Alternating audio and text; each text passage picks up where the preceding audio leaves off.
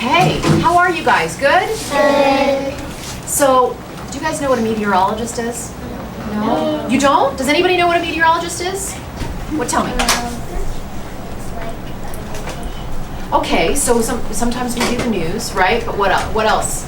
It's also somebody that kind of studies the weather. Oh, exactly. That's exactly what a meteorologist does. Someone who studies the weather, right? And so I'm a broadcast meteorologist, which, what do you think that means, a broadcast meteorologist? A broadcast means What? broadcast means news report. That's right. So I do the weather on television. Okay? So I'm a broadcast meteorologist, which means I do weather on television. But you know what? There are also meteorologists that have very important jobs. So we were talking about tornadoes. There are meteorologists that study tornadoes and work for the National Weather Service. And their job is to make sure that we know if there's a tornado in our area. So they are really, really important. They tell me, they tell all of the broadcast meteorologists that there might be a tornado watch or tornado warning, or that we could see some bad storms. The severe weather not only includes tornadoes, but it includes hail and damaging winds and very heavy rain and thunder and lightning, right? So they have a very important job making sure I know, we know, your parents know, your teachers know, your principal knows, so that we can keep you guys safe. Meteorologists also help, when you go to the airport and you're going to board the plane and you're going to go somewhere on vacation, if there's a bad storm in your path, they tell the pilot where the storm is, and sometimes the pilot has to fly around the storm, right, or over the storm, or sometimes they even have to cancel the flight, right, if the storm is that bad. Meteorologists also help farmers with their crops, right? We tell them if it's going to be a period of dry weather, that they're going to need to water their crops, or if they're going to get too much rain. So there's a lot of jobs that meteorologists do to help people. So before I read Freddy the Frogcaster and the Terrible Tornado, I've written 4 of these books actually. So the first one was about a thunderstorm, the second one was about a blizzard. You guys ever experienced a blizzard before? It snows here, right, in Topeka? Right? So the second one was a blizzard, the third one was a hurricane. Do you guys know about hurricanes? Right? Right? What's a hurricane? That's right. Hurricane forms over the ocean, over the water, right? And then I decided it was important to write about a tornado, so we're going to talk all about tornadoes. But before we do, let's talk about what I do. So, I do the weather on TV. Does anyone know what a green screen is? Does anyone know what a green screen is? I didn't know what a green screen was until I started doing the weather. Green screen is it's like you're gonna show nothing on here, but on on TV it shows the Whatever the picture you want to put up there, right? So green screen is like special effects almost. They use green screen technology. We call it chroma key as well. Some of those superhero movies that you guys like to watch, like Superman and Spider-Man, a lot of that is done on the green screen. So they'll put Superman or Spider-Man in front of the green screen, and then they put the picture behind it of the skyscraper or the clouds or the sky when they make the movie. So it's like special effects. So when I stand in front of the green screen, everything is green behind me, but in the control room, that's where they put in the computer everything that's green. We want to see the map. So the computer knows that everything that the computer sees in the camera is going to be my map. But they can put anything behind it. I had actually my kids last week. My kids came in because you could bring your kids to work day, and I took them up to the green screen. And the producers in the control room put all sorts of fun things, like we were on a helicopter, and there was like Statue of Liberty behind us. We were doing all sorts of fun stuff. So green screen is very cool technology that's been around for a long time. So when I do the weather, most of the time I do it in the green screen room, and that's what I see in my camera. And I have 2 side monitors. So when I'm pointing to something, I'm pointing to what I see on the monitors, on the right and left of me and in the camera. One thing people don't realize is that weather reporters don't use a teleprompter. The teleprompter A lot of news people use a teleprompter. They see their script, so they read a script, right? But weather people don't. All of it's from our head. So we don't have a script that we read in the teleprompter. So do you think what would happen, do you think, if I wore green on the green screen? If I decided to wear a green dress, even something like this, if I wore this, does anybody know what would happen? It would blend in, right? The computer would think that whatever I was wearing was green was the map, right? Do you want to see what happens if I'm wearing green? Yeah. Let's take a look. Aaron, will you help me? So this is a video that we did a couple years ago. Nomask.com. Take a look. Well, the White House This is my friend Megan Kelly, and it was St. Patrick's Day where everyone wears green, right? So we decided what would happen if Janice Dean wore green on the green screen on St. Patrick's Day. Reception for the Irish Prime Minister later tonight, and someone in the spirit along with myself is Janice Dean. Here she is. She's put on her green jacket backwards, right? Okay, so this is just you, normal, and now what do you got? Let's see the magic of the green screen. Is that cool? Holding head in hands. I don't think I've ever done this. I didn't think it could be done. I thought it was a myth. Behind the green screen. You know all. Janice, thank you for that spooky little live shot here on St. Patrick's Day. Happy St. Patrick's Day to all of you. And thanks for What'd you watching. think? Be sure to tune in. Is that funny? It's kind of cool, right? Like your body doesn't disappear. My body disappears, exactly. It's so fun. I wish I could do that all the time. I think more people would watch the weather, maybe. Okay. So, before we get to the book, I want you guys to help me find Freddy, okay? So, the last few years that I've written books, sometimes Freddy decides to join me when I'm doing the weather. So, maybe you could help me out. Show me where Freddy is. Where do you think he is? Is he behind me? No. Where? There. Beside your head. Oh, Beside your head. there he is. He's upside down. So there's Freddy. Not only do I do weather on the green screen, I get to go out and do some sporting activities. So meteorologists actually get to help people at big sporting events, football games, outdoor games. This is the racetrack that's right near my house, the Belmont racetrack, where every year they have the Belmont races where they sometimes hope for a triple crown, which is what we had last year. So this was kind of fun. It was a beautiful day for the horse races, which is great because I think I would be in a lot of trouble if it was not a nice day and the horses had to race. So that was fun. And then Freddy decided to drop by too. Okay. So do you see him here? Behind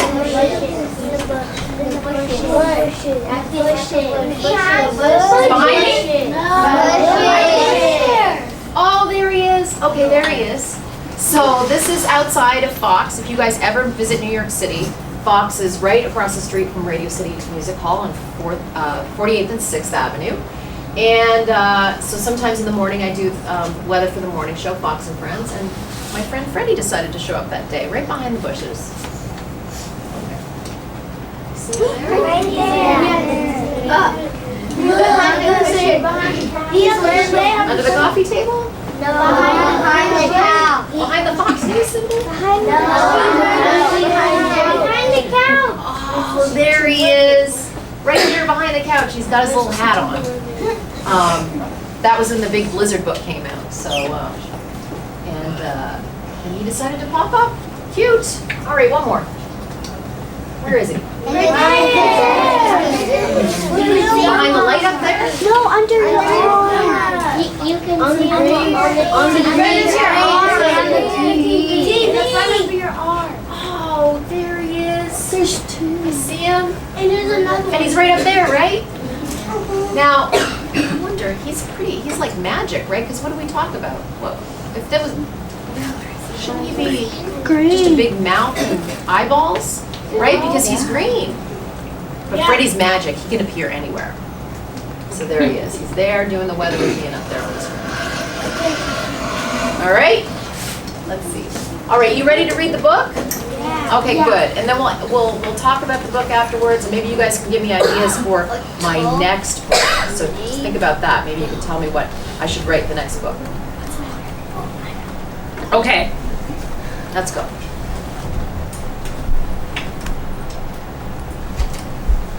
Oh, I also want to tell you this is kind of cool.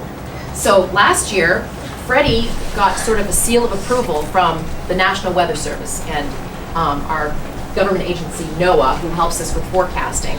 They made Freddy a Weather Ready Nation ambassador, which is really amazing because that means Freddy, they say that, you know, Freddy's doing a good job telling all you guys about weather and teaching weather. So I'm really proud of that. I'm proud of Freddy because we've got this nice little badge of approval from the National Weather Service. So I'm really proud of that. Freddy's proud of that too. Okay.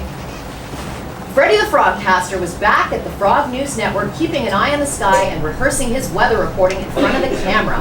His fellow Frogcasters, Sally Croker and Polly Watkins, encouraged Freddy to practice, practice, practice.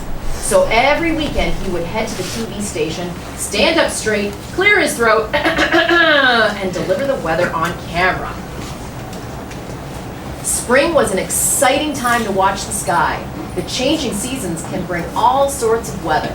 When you have cold air clashing with the warmth of the daytime sun, the atmosphere can stir up some pretty big... Mr. Abraham to the quiet room. Mr. Abraham to the quiet room, please. You guys have a quiet room? Wow. Every school should have a quiet room, right? Okay. Okay, so thunderstorms. Big thunderstorms can sometimes have hail. Do you guys know what hail is? You do? Who knows what hail is? It's like ice coming from the sky. You're absolutely right. It's ice coming from the sky. And hail is kind of cool. Now, hail can be very dangerous, and you need to be inside because it can do a lot of damage. But hail starts off like just as a little tiny raindrop that starts falling from the sky. And when a big gust of wind, called an updraft, big thunderstorms have what we call updrafts and downdrafts. So this big gust of wind carries the little tiny raindrop up into the upper levels of the atmosphere, because as you go up in the sky, it gets colder and colder and colder, right? So this little tiny droplet will go up and freeze. Okay, so it's a little tiny little piece of ice, right? Sometimes it'll come down and then get swooped up again with another big gust of wind and get another layer of ice on it. More raindrops collect, and as it goes up into the upper levels of the atmosphere, it freezes again. And sometimes it'll come down again and then whoosh, get scooped up again. So these little pieces of ice can accumulate more ice as they up and down and up and down in the thunderstorm. And sometimes they can be as big as ping pong balls, golf balls, baseballs. I've never seen one, but someone's told me that they can be as big as a grapefruit. And if you ever see a hailstone and you cut it in half, sometimes you can see the rings of the different layers of ice that it's been through. So hail is a very cool thing, but it can be very dangerous too. So hail can come with thunderstorms. Damaging winds can come with thunderstorms, and tornadoes can as well. As Freddy looked at his weather charts and his forecasting tools like radar and satellite, he realized that the lily pad was in for some pretty dangerous weather. So as forecasters, we have a lot of really great tools. Satellite and radar are some of them. Do you guys know what radar and satellite are? They're kind of like out across our state and stuff. Right. And like scanning the weather. Oh my goodness, that's fantastic. So yes, we have technology to show us where the raindrops are, right? And that's radar. So what we see on our screen is almost like big blobs like this that will show us where the rain is, okay? And that's scanned here across the US. The satellite imagery is from up above. We take pictures from up above in outer space of the cloud formation. So we get our weather clues from the clouds and the rain and the precipitation from the radar. So that's some of the tools that we use in weather forecasting. Sally, take a look at this cold front that's coming our way. Today and tomorrow is going to be sunny and warm, but once that cold air pushes in, we could have some pretty big thunderstorms. Looks like we're going to get lots of rain, strong winds, and maybe, possibly, tornadoes. Okay, so cold front. Do you guys know what a cold front is? Yeah. A cold front is where it like gets cold and it might rain. You're right. Okay, so So a cold front. Sometimes a cold front is a good thing because it brings relief from the hot, sticky temperatures, right? So cold front is just an area of cold air that pushes into sometimes where we live, and that could bring some thunderstorms. So when you have cold air and you have warm air and they clash, that can sometimes bring some big thunderstorms. Okay, so the cold front moves in, and Polly says, we could have tornadoes. Maybe that storm chaser Tad Polar will come to Lily Pad. You've heard of him, right, Freddie? Oh, yes, Freddie had heard of Tad Polar, the storm chasing expert. If there was a tornado nearby, Tad Polar was on the scene taking pictures and reporting from the touchdown area. Does anyone know what a storm chaser is? You ever heard of storm chasers? Heard of storm chaser? They chase storms. You're absolutely right. So there are storm chasers that are scientists, that are meteorologists, and they go out and study storms like tornadoes to find out more about them, to learn more about tornadoes, because believe it or not, we still don't know exactly why a tornado happens. We have a pretty good idea of why it happens, but we still need more clues to really understand how a thunderstorm can get that much energy to produce a tornado. So we have storm chasers that are actually meteorologists that go out and study tornadoes and get more information and bring us more information. But there are also storm chasers that go out there and take pictures of tornadoes that don't really study weather, right? And sometimes they can kind of get in the way of police vehicles or emergency vehicles that are going out to help people. So those storm chasers we don't necessarily think are a good thing. The storm chasers that are out there to help us are great because they respect the weather and they keep their distance. But sometimes the storm chasers that just want to go out and take pictures can sometimes risk their lives and risk other people's lives. So those storm chasers we're not so happy about. Okay, that night Sally started her Frogcast with a Frog News alert. Good evening, everyone. I'm Sally Croker from the Frog News Weather Center. Our storm team has been studying the weather maps, and it looks like we could have some severe storms headed our way. Everyone should be prepared for the risk of strong thunderstorms. Some could bring lightning, some could bring heavy rain, hailstones, strong winds, and even tornadoes. Please know where to go if there's a tornado watch or warning in your area. Do you guys know the difference between a tornado watch and a warning? Who knows the difference?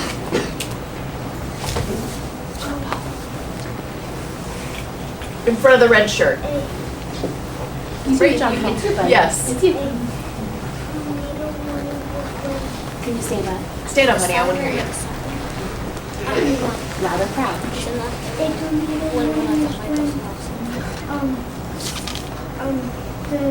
There's people tell you when they tornadoes is coming. That's right. Tornadoes, when we know that the tornado is close by. We've either seen it on our radar, or we have weather spotters, trained weather spotters, that call into the National Weather Service and say, we have a tornado, it's moving northwest, it's east of Topeka, and people need to take shelter if the tornado's in your area. So tornado warning means that the tornado has been spotted somehow, okay? A tornado watch is what the National Weather Service puts out when the conditions are favorable for tornadoes, when we think we have the possibility for tornadoes. So it's just kind of a watch to keep it in your minds that you need to prepare just in case a tornado comes. Okay. Just then, a large armored vehicle pulled up at the Frog News Network. Freddie looked out the window and saw the famous Tad Polar getting out of his storm truck. Everyone hopped out to greet Tad. I hear there's a chance of twisters in this area, Tad announced. I thought I'd swing by and have a look.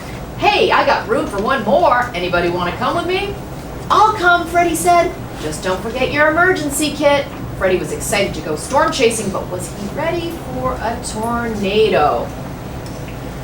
Freddie hurried home to ask his parents for permission to go.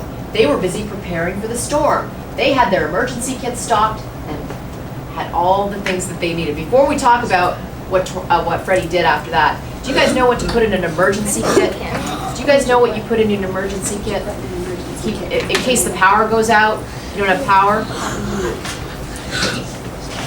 Right back. Yes. Flashlight. Flashlight, right? Yes, very important. Important to have a flashlight. What else do you need in your emergency kit? Yeah. What happens when the power goes out? What do you need that you have close by?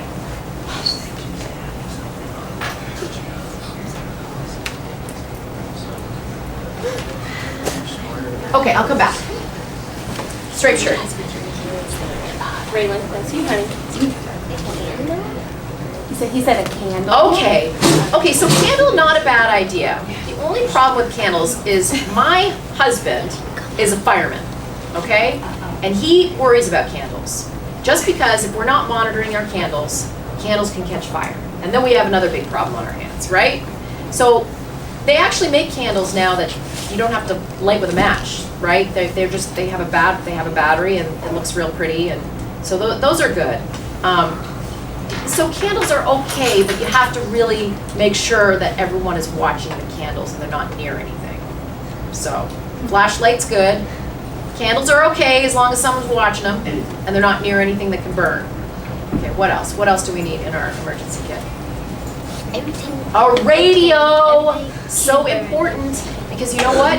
If the power goes out, we don't have a television, and our iPads and our iPhones might run out of power, and we can't plug them in because we don't have electricity.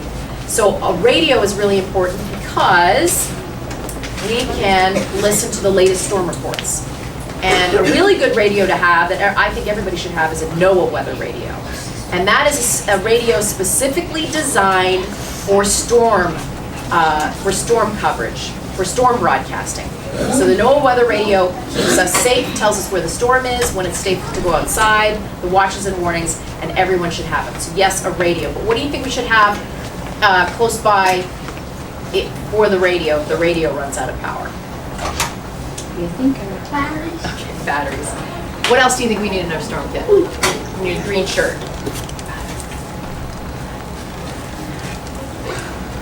We got a lot of Yeah. You know? No? Okay, we got flashlight, we got batteries, we got our radio, candles. Who else haven't I asked? Who haven't I asked? Teachers, you want to help me? Just Carly. Carly. What else Carly? did she put? What else do you want to put in an emergency kit? Food! Excellent. But special kind of food though, right? Like food that will last for a long time, just in case the power goes out for a few days or even a week. So maybe some canned food or granola bars, right? Stuff that'll last a long time because our refrigerator's not going to work if the power goes out. Okay, so we've got our radio, we have got our batteries, we have got our flashlight, we have got our food, candles, as long as we're safe. What else do we need? Who else haven't I asked? Who haven't I asked? Our little Mohawk man. Miko, can you think of something else, Miko? We have flashlight, radio, batteries, maybe a candle, some food. What else might you need to go with that food? Smart. What'd you say, Miko? Band-Aids? Excellent, yes. Band-Aids, first aid kit, just in case what happens if we get hurt, right? We gotta clean our boo-boo, we have to put a Band-Aid on our boo-boo, very important to have a first aid kit. We need to What else? What if it's cold outside and the power goes out and we don't have any electricity, we don't have any heat? Nice thinkers. keep using them. What about Umberto? Jackets? A jacket, yes. So things that keep us warm. Jackets, blankets, maybe a pillow, things that keep us warm. Now I think there's one more that we need that's really important along to go with the food that we have.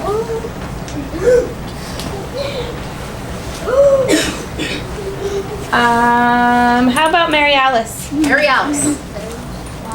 Water, so important, okay? And not just like a little bottle of water, right? We need, in my garage, we have like 4 huge jugs of water, like this high, and they take up a lot of space in the garage. But it's important to have, because not only do we need water for drinking, we need water to maybe wash our food, or wash us, cook our food. We have like a little camping kit. So water is really, really, really important. Okay. And you know, at one of the other schools that I went to, they told me that maybe having a bike helmet to put on. There's a tornado, right? Yes, I did. Yes, exactly. So that's another good thing to have, is a bike helmet. No, glass. So I just learned that this week. So I'm learning stuff too this week. Okay, so we got our emergency kit. Mom, Dad, can I go storm chasing with Tadpole tomorrow to see if I can spot some tornadoes? Freddie asked. That sounds a little scary, his mom replied. You of all frogs know you need to be inside in a safe place if there's a twister nearby. Tad is very careful when it comes to dangerous weather, Mom. He's very respectful of Mother Nature and he will keep his distance. And you know I'm very respectful to Mother Nature and I will keep my distance too. Freddie's parents weren't sure this was a good idea, but he convinced them he would be safe. He has been studying weather for a long time and he said that he promised his parents he would be safe and that he would help the lily pad if there was a tornado watch or warning. Freddie met Tad in front of the TV station. Look, Freddie, the National Weather Service has put a tornado watch out for our area. That means weather conditions are right for twisters. They drove around watching the radar in the dark skies through the windshield. The wind and the rain began to pick up. Look over there, Tad shouted. That's a cumulonimbus cloud. And there's a funnel-shaped cloud almost touching the ground. Holy croaks, folks, that is a tornado. Tad, we need to call the station and give them a report right now. Cumulonimbus cloud, if you guys study the weather, there are different kinds of cloud types. A cumulonimbus cloud is a storm cloud, okay? And a tornado is not categorized a tornado unless it touches the ground. So if we see a funnel cloud and it doesn't touch the ground, it's not a tornado. We just call it a funnel cloud. Freddie called in and reported, Sally, we've got a tornado on the ground. It's in front of us and we are keeping our distance. Every frog in lily pad needs to take shelter right now. Go to the safest place in your home, and that means your basement if you have one. If not, go to an interior room like your closet or bathroom and stay away from the windows. Most importantly, do not go outside. Hunkered down inside the Tadmobile, they could hear the emergency sirens going off, warning lily pad of the approaching tornado. Freddie was nervous. They were a little too close to this terrible tornado. The storm-chasing truck shook as the wind howled and the rain pounded, and then hail started falling and it sounded like rocks were hitting the roof. And then they heard a roar that sounded like a freight train. I've never experienced a tornado, but people who tell me that they have experienced a tornado say that it sounds like a freight train that goes through their area. Within a few minutes, the sirens stopped. That's another thing about tornadoes. They sometimes only last for a few minutes. They can last longer than that, but typically a tornado won't last that long. The wind, the hail, and the rain calmed down. The sky was clearing up, and it seemed like the worst of it was over. They drove a little further and saw a lot of damage. Their Tadmobile had been battered by falling tree branches and hailstones the size of golf balls. Holy croaks, folks, that was a close encounter with a tornado, Tad said. Look at the picture I got on my Tad phone. That there is a wedge tornado. So if you guys study tornadoes, there are different types of tornadoes, and it just really is about the formation of it. The wedge tornado is pretty popular. They also have some things called stovepipe tornadoes, where they're kind of like thick and they're long. And then there's like really skinny, tiny tornadoes that have like, they're really skinny, like snake-like. And have you guys ever heard of a water spout before? Water spout is actually a tornado that forms over the water, and they're really pretty to look at. But some of them will come over and cross. They're usually weak tornadoes, they're not strong. And sometimes they will cross over land. They happen in Florida a lot, and they can cause a little bit of damage. All right, so that's there as a wedge tornado. Polly and Sally came running out to check on Freddie. Are you okay, Freddie? You look a little greener than usual, said Polly. The police and fire frogs arrived, and the mayor stepped out of the fire truck. Are you okay, Freddie? He asked. Thank you for the warning and warning us on the news. When we heard your report, Mrs. Mayor and I rushed down to our basement where we were safe. Weather can be scary, Freddie, the mayor said, but if everyone is prepared and knows what to do and where to go, it can save a frog's life. Thank you for keeping us safe, and Tadpoler, it's an honor to meet you. You are one great storm chaser. Freddie called his parents to make sure they were okay. Thank goodness they were, but unfortunately, Freddy's backyard weather station had been damaged by the storm. The National Weather Service was out surveying the damage and determined that an EF1 tornado had blown through. They estimated the winds of 100 miles per hour. It was bad, but it could have been worse. So the National Weather Service, whenever there's a tornado, they go out and they investigate. They take a look at the path of the storm. They can tell by how much damage there was, what the ranking of the storm is, and we use a ranking system called the EF system, and it was named after Mr. Fujita, who came up with the ranking of tornadoes. So they go from EF0 to EF5. EF5 is the highest, the most strongest tornado you can have, and we've had a few of them, especially I was in Oklahoma yesterday, Oklahoma City, and in Moore, Oklahoma, they've had several EF5 tornadoes that have moved through that area. So they can be really, really destructive and devastating. Freddie, you can storm chase with me anytime, Tad said. Thank you, Freddie said, but I think I'll stick to reporting the weather from inside the Frog News Network next time. I'll leave the storm chasing to you. Tad gave him a wink and said, let me know if you change your mind. As Freddie hopped home, he gazed up into the beautiful sky. He couldn't wait to jump into bed and get some much-needed sleep. Tomorrow he would start rebuilding his weather station with his dad and be prepared for the next storm, because our friend Freddie is always weather ready. The end. What did you guys think? Yay. Like it? Yeah?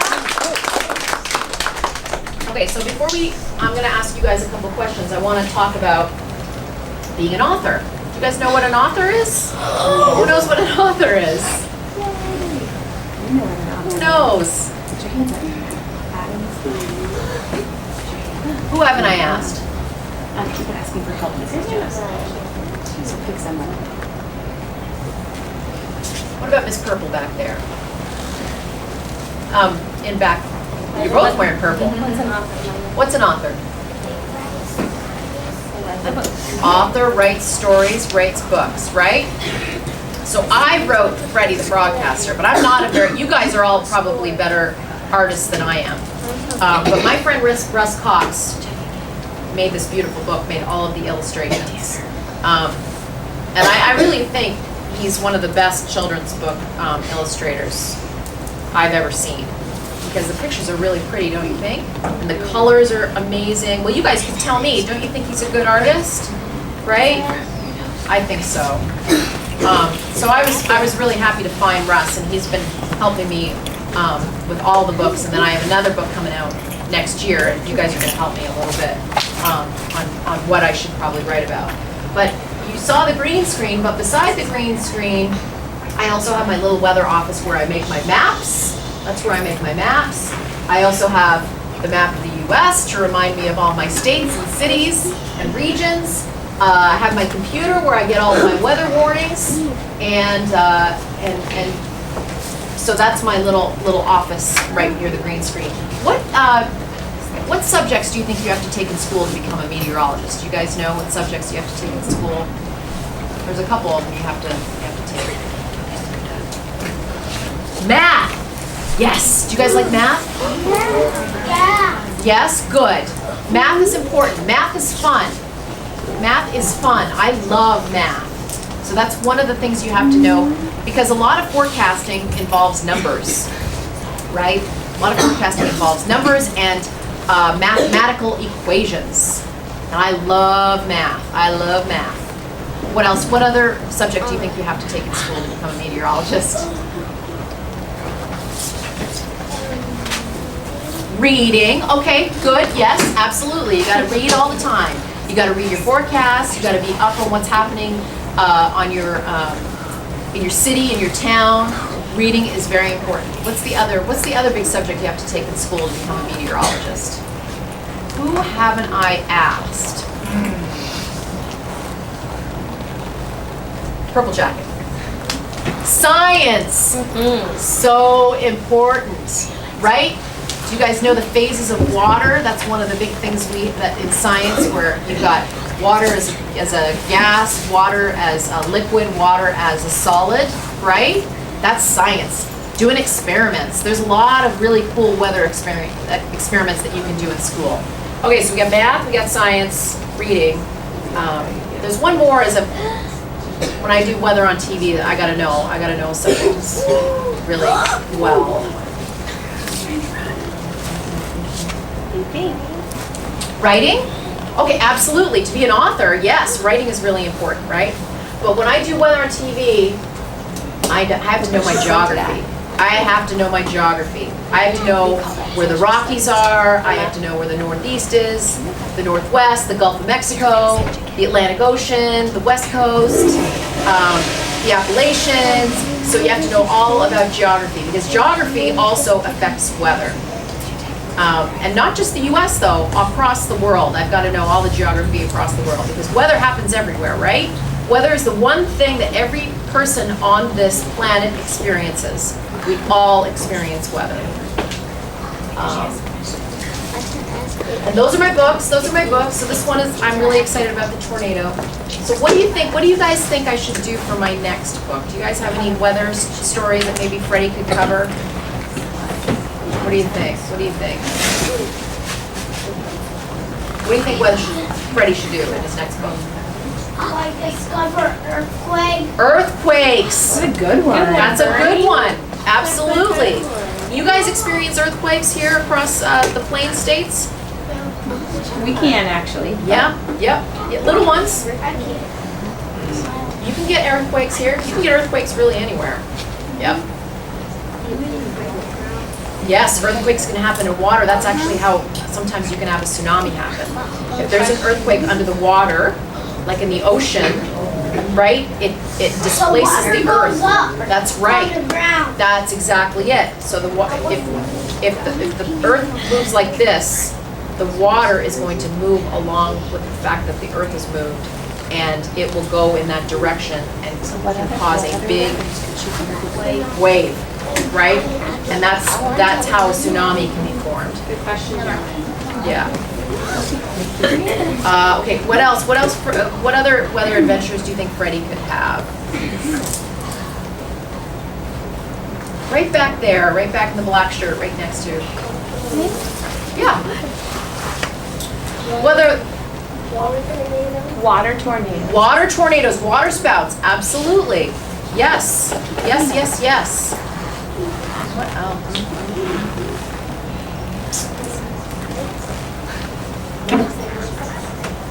It said out in space. Yes, I think that's a really good idea too. Yes, absolutely. Outer space, different planets. Ooh, that would be kind of cool. Miss Fox there. Flood. Excellent. Excellent. And I have to tell you that the flood is probably going to be the next Freddy book. Yeah, because floods can be really, really, really dangerous. And you guys, we can get floods anywhere, right? And sometimes the water comes so quickly we don't know what to do. And last week I had friends that live in Houston that were going to work and they didn't realize how fast the flooding was happening. And they had to get out of their cars, and their cars actually, the water came up and over their cars.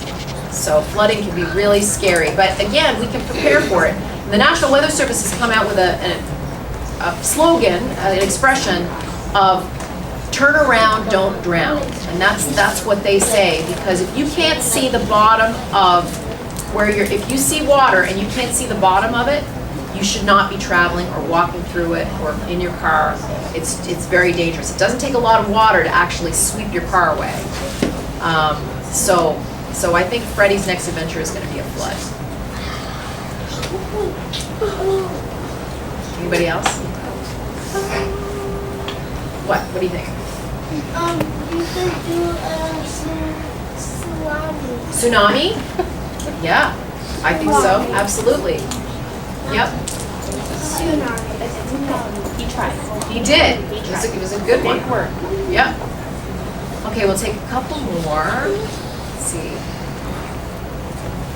Do you guys have any questions for me? Do you guys have any questions for me at all? Think about a question. Think about a question? Why do you think all going to get money? Did you guys study weather in class? Did you guys do the weather at all? Study weather? We didn't. We read our one book of Feel the Wind, where we have the warm and the cold. And Yep. remember that? Because like the blue and then Blue and red. Yeah. and then it combines and then Topeka goes up. Exactly, yes. Yeah, they switch places, absolutely, right? Wind is just nature's way of balancing the temperature. It goes like it switches. I'm glad. Do you think, is anybody in here, do you think you'd be interested in becoming a meteorologist when you get bigger, when you get older? It's not bad.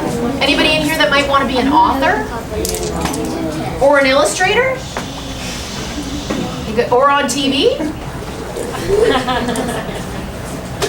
Okay, good. I like it. You know what I was going to say? If anybody wants to be an author, from the idea of Freddy to actually getting a book published like this, it took me 7 years. It took me a long time. But I always believed in my idea, and I always knew that I thought it was going to be a good book. So I just kept asking people if they would help me. And I went to a couple of, do you know what a publisher is? A publisher is someone who takes the idea of an author and actually puts it into a book.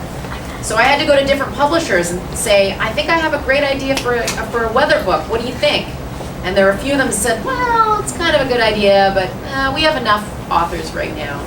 So I kept trying though, and I finally found the right publisher and the right people that believed in my idea. And then I finally got it published, and now we have like 4 books. So the moral of that story is, if you really believe in an idea that you have to keep trying. You have to keep trying.